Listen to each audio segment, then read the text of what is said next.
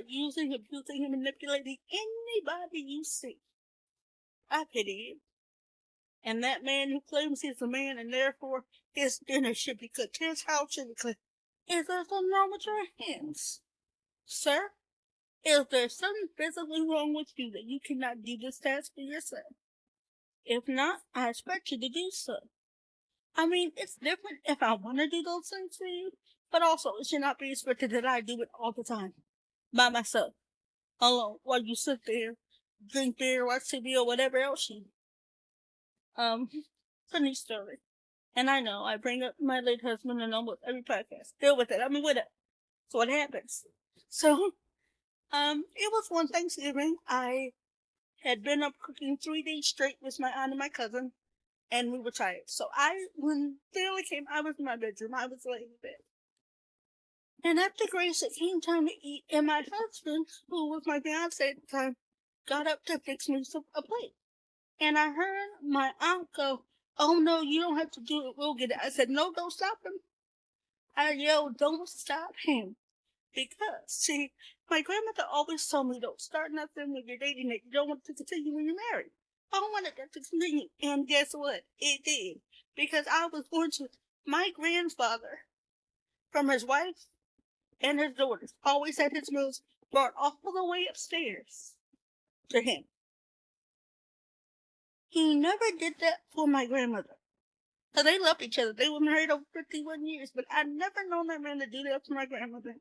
And I was like, oh, we're not going to do that with me. My marriage is a new dawn and a new day. And it was. When you, as partners, agree to that, that's fine. If you agree that, like I say, marriage is never 50-50. Sometimes it's 50-50, sometimes it's 80-20, sometimes it's 30-70, or 60-40, or 75-25. It doesn't matter. It's never going to be equal all the way, all the time. You're human. You get sick. He gets sick. Life happens. And you do what you can in the moment. Okay? You really got to do what you can in the moment. And what I understand is this. When you're online, and these people are just like, oh, that sounds good, and I'm going to keep watching. And I do that with a lot of people, but mostly because a lot of what I watch is just pure entertainment value.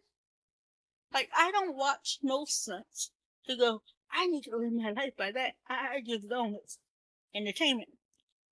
But for those of you who will see somebody online giving advice to start applying their advice to your life without evaluating it first, praying on it, seeing it, this could even work for you. There are people not even in relationships that stay stuck to relationship gurus. And the minute that somebody seems interested in them, either they have this whole big list they want to check off, or, you don't make enough, whatever. It's a whole lot of things that they fix their mindset about choosing a partner based on the relationship guru, not on what is good for them. And if you want to do that, that is your choice. We all have a choice. And it reminds me of a song by Weird Al Yankovic, Dare to Be Stupid. You can dare to be stupid. You can eat a bunch of sushi and forget to leave a tip, and if you know the song, you know where that comes from. So,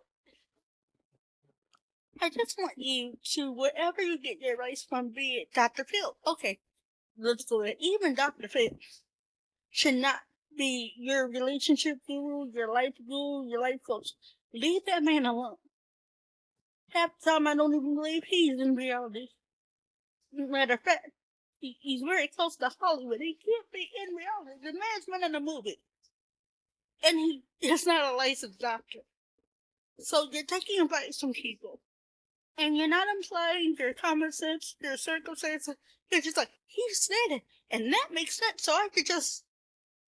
it's funny how Dr. Phil has people come on his show that said, oh, I've been watching you for years.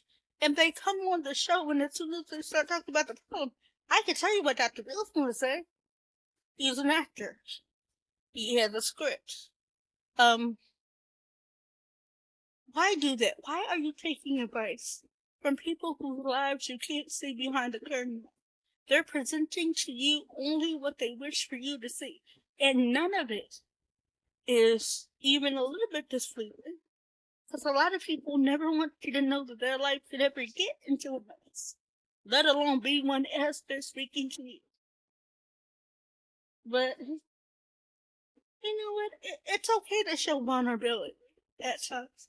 It's okay to let people know that, hey, I may give advice. Like I said, I'm doing a podcast, but in actuality, there's a lot of things going on in my life that aren't exactly great right now. Are they that bad? No. Blessed be in the God, the source of my joy in Jesus, the light of my salvation. Things have been going pretty well, actually. But it's not always the case, and you're not always going to feel up to talking, or maybe you ask advice and your heart is heavy and full of sorrow, and you ask for advice, but what you really want is comfort. I'm going to need you, really need you, to vocalize what you want and not what you think will get you what you want to hear. Let me say that again. When you ask for advice and all you want is comfort, say, hey, I got a situation going on. I just want to vent. All I want is to vent. I don't want you to fix it. I'm not asking you to fix it. I just want somebody to hear me. Then you say that. But if you go and ask for advice, if people give you advice, you're like, hold up. I just want to be comforted. The person will look at you, but you didn't ask for comfort. You didn't ask you for advice.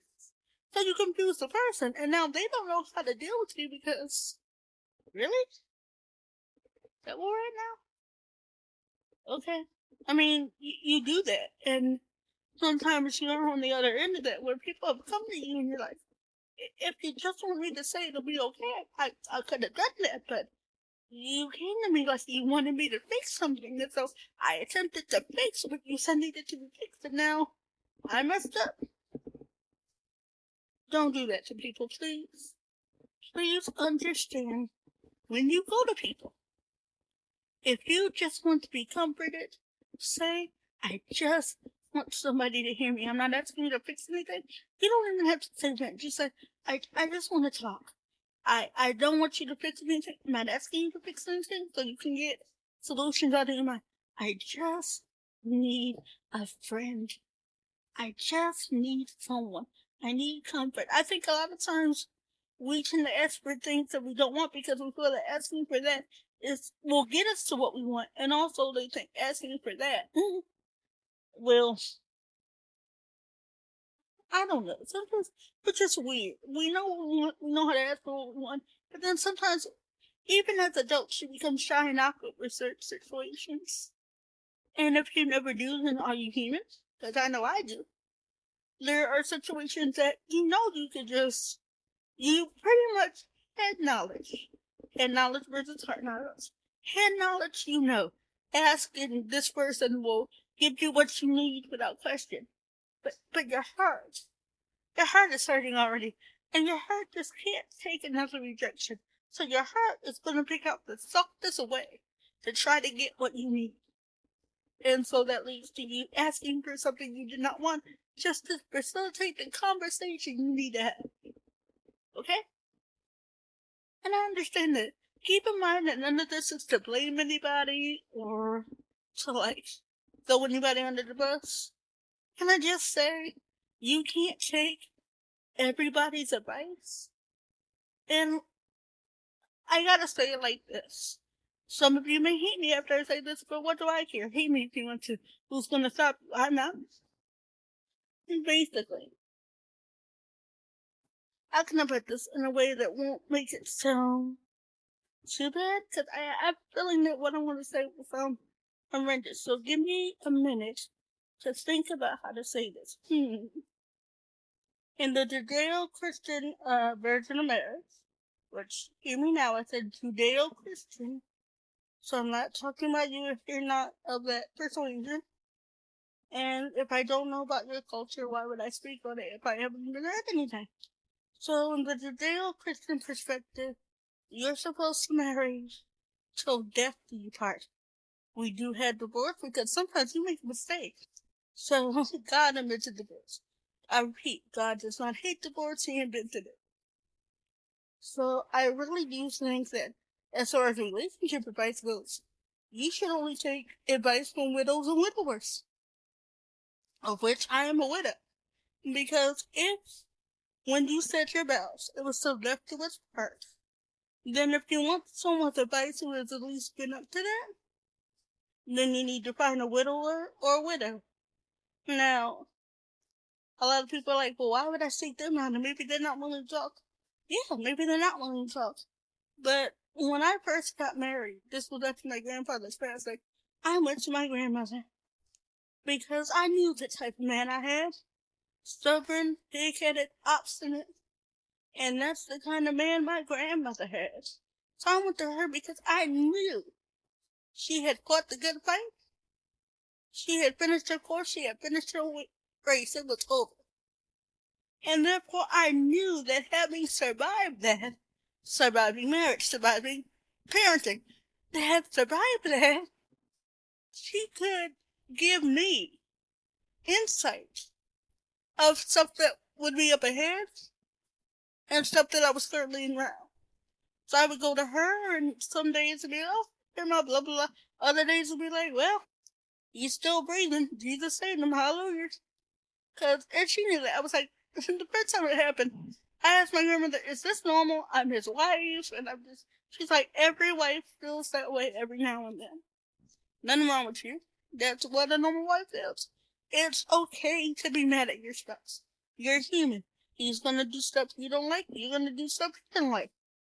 It's not a deal breaker to be angry for a minute. Just how you process your anger.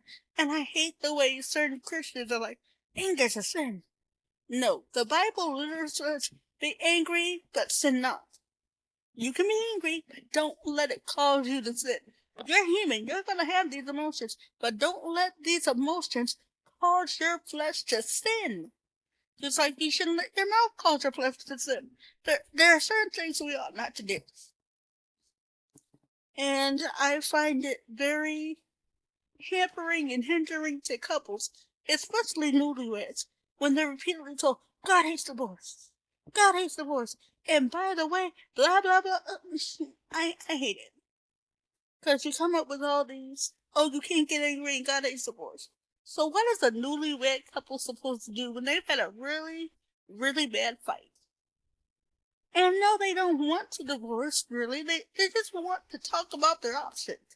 But everyone around them keeps telling them that, oh, God hates divorce, so why would you do that? Why would you do the Holy Spirit in your life? Like, really? Really, bitch? Really? I'm struggling here. I'm dying here. And you're telling me that I can't even hear all the options because one of them you just know God hates. Have you asked him lately? I'm sorry. I'm prone to having conversations with my God because he's my heavenly Father. So I'm prone to having conversations on the regular. When's the last time you asked him? And listened for his response.